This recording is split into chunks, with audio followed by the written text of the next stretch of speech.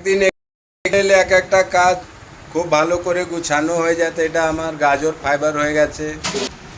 সকালের আলু দম হবে টিফিনে, আদাটাও কাটা হয়ে গেছে। বিরিয়ানিওয়ালা আসবে, তার জন্য আলু কিছু ছাড়িয়ে রেখেলাম। দুপুরের কাজ আছে, যেন দেরি না হয়।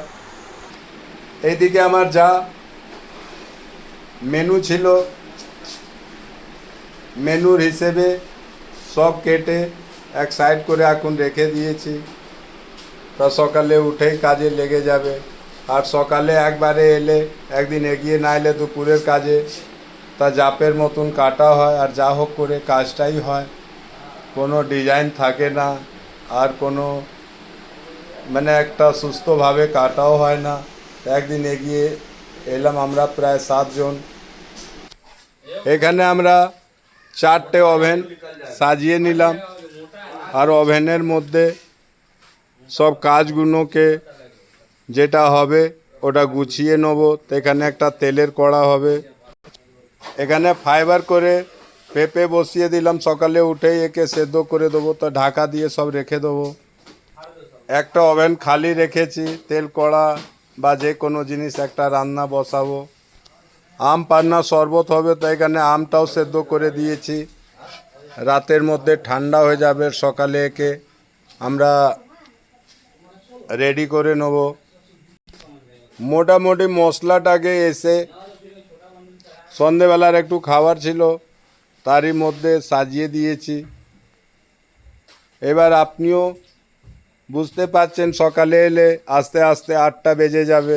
আপনি কোনটা কাজ করবেন আর কোনটা ধরবেন আর কোনটা ছাড়বেন সেটা বোঝা যাবে না। আর কাজ তো হয়ে যায়, কিন্তু কাজটাও সেইভাবেই হয়। তা দুপুরের কাজ হলে একদিন এগিয়ে চলে আসতে হয়। এটা আমার রান্নাঘর, এখানেই সব রান্না করে রাখাও হবে, আর স্টোর ঘরও হবে। লাস্ট কাজ ছিল পাথুরি হবে, তার জন্যে কলা পাতা রেডি করার। তো এখানে বললাম না, সব কাজটাকেই রেডি করে নাও, সকালের আশা দেখলে হবে না।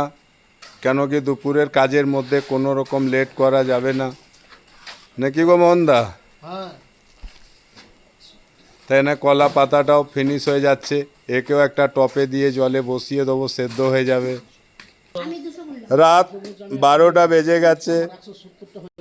এবার আমরাও খেয়ে নেবো আর একটু রেস্ট নেবো। সকালবেলা উঠেই এদেরকে তুলতে হবে, আর সবাই মিলে আবার কাজে লেগে দুপুরের মধ্যে একটা খাবারটা রেডি করে দিতে হবে।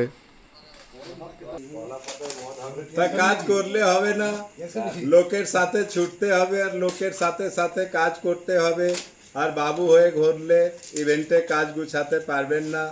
আর সেইভাবেই হবে, একদিকে পাওয়ারম্যান, মেন পাওয়ার, আর একদিকে কাজ, আর একদিকে আপনি সারাদিন আপনি ওদের পেছনে মানে খারাপ ভাষা ব্যবহার করেই যাবেন, তাও কাজটা এগোবে না। তা এখন 12টা বেজে গেছে। আমরা এখানে 8টার সময় এসেছিলাম, কন্টিনিউ 4 ঘন্টা একভাবে কাটিং করলাম।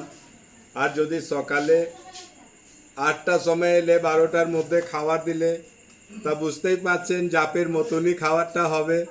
তাই জন্যে বলি না, কাজটাকে কখনো ছোট ভাবতে নেই, কাজটাকে এগিয়ে রাখো। ঠাকুরের আশীর্বাদে কাজটা ঠিক টাইম টু টাইম গুছিয়ে দেবো। মেন হচ্ছে কাজে টাইম টু টাইম দেয়া। তারপরে ভালো আর খারাপ তো ঠাকুর জানে, আর এত চেষ্টা করলে ভালোই হবে।